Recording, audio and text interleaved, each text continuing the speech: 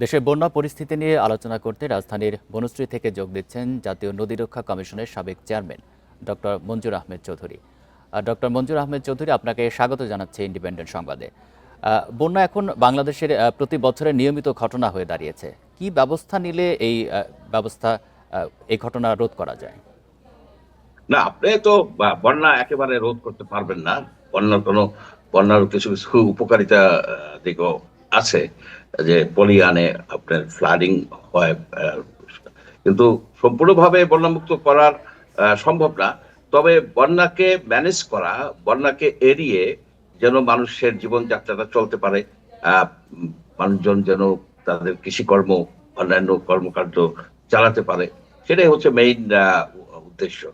তবে এবারের বন্যাটা হঠাৎ করে হয়েছে, কারণ উজানে, বিশেষ করে মেঘালয়, আসাম, ত্রিপুরা এসব জায়গায় ব্যাপক বৃষ্টিপাত হয়েছে। এমনকি আমাদের দেশের ভিতরেও, যেমন চিটাগাঙে আপনার কয়েকদিনের মধ্যে 530 মিলিমিটার বৃষ্টিপাত হয়েছে, যেটা 42 বছরের একটা রেকর্ড ভঙ্গ করেছে।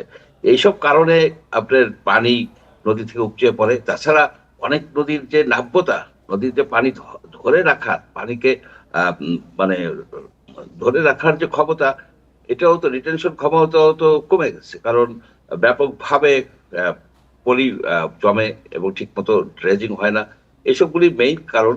এবং এই বন্যা কেটে যাবে, যেটা আমি ফ্লাড ফোরকাস্টিং এর যে এটা দেখলাম, তারা যেটা প্রেডিক্ট করছে যে 14 তারিখ, দিন দুয়েকের ভিতরেই বন্যার প্রকোপ কমে যাবে। তবে ইতিমধ্যে অনেকেই সাফার করছেন, অনেক ক্ষতি হয়ে গেছে। আরেকটি বিষয় একটু আপনার কাছে জানতে চাই যে নদীর দখল বন্যার একটি অন্যতম কারণ।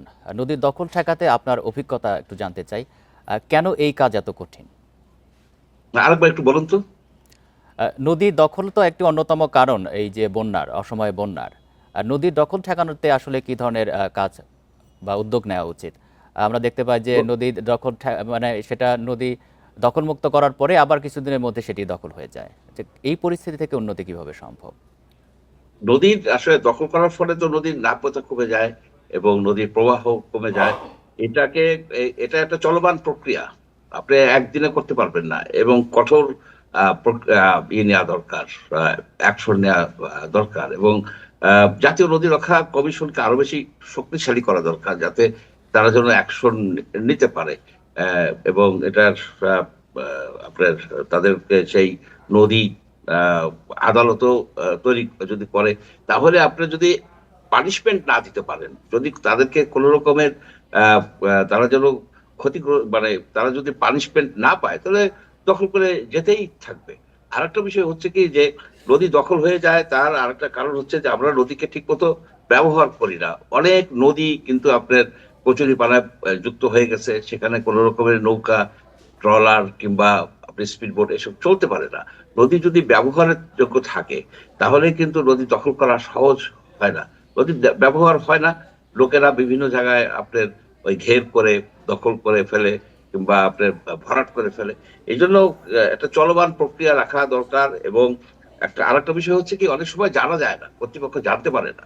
অনেক সময় কর্তৃপক্ষ জানতে পারে না যে কোথায় কোথায় দখল হয়ে যাচ্ছে। সেই জন্য একটা স্যাটেলাইট ইমেজ ভিত্তিক একটা প্রক্রিয়া চালু করার কথা ছিল, কিন্তু সেটা হয়নি। ডক্টর মঞ্জুর আহমেদ চৌধুরী, আপনাকে অসংখ্য ধন্যবাদ দিচ্ছি এতক্ষণ আলোচনায় থাকার জন্য।